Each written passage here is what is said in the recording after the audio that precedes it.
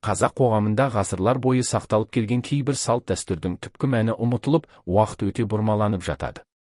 Солардың бірі алып қашу.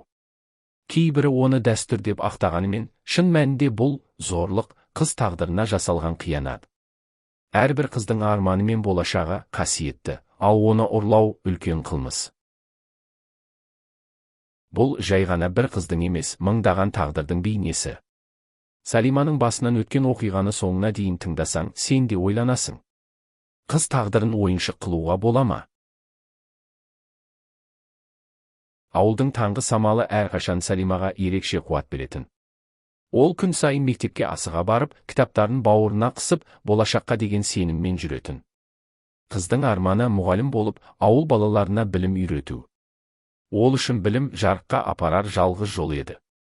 Әкесі қарапайым еңбекқор шаруа, анасы мейірім мен парасаты мол жан. Екеуі де қыздарының талабына риза болатын.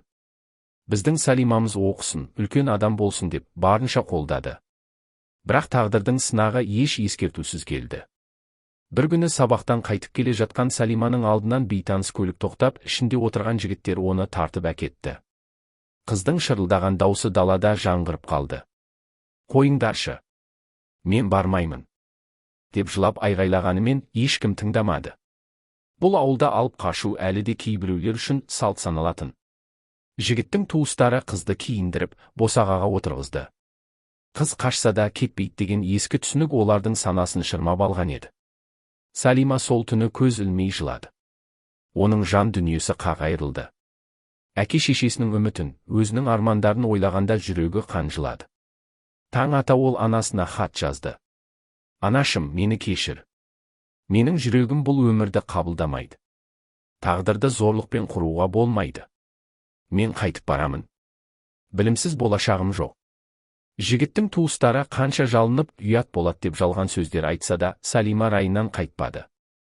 Ол ата-анасына қайта оралды.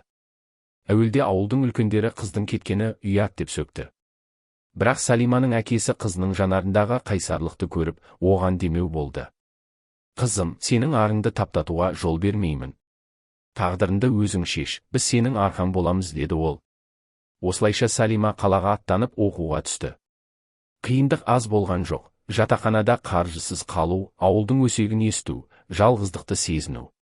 Бірақ ол бәріне төтеп берді. Жылдар өтті. Салима арманына жетіп мұғалім атанды. Ол ауылына оралғанда бәрі таң қалды. Кезінде оны сөккендер енді мына қыз мықты екен деп мойындады. Ол мектепте сабақ бере жүріп, қыздарға әрдайым: «Балаларым, әрқайсыңның жүрегінде жарық бар. Ешкім ол жарықты өшіре алмайды. Армандарыңнан айырылмаңдар» деп қайталайтын. Салиманың өмірі ауылдағы қаншама жас қызға үлгі болды. Оның қайсарлығы арқасында талай атана алып қашу дегенді қайта ой елегінен өткізді. Салиманың тағдыры бізге бір шындықты көрсетеді. Алып қашу дәстүр емес, ол тағдыр ұрлығы. Әрбір қыздың болашағы, арманы мен таңдауы қасиетті. Ал қоғамның міндеті сол арманды қорғау.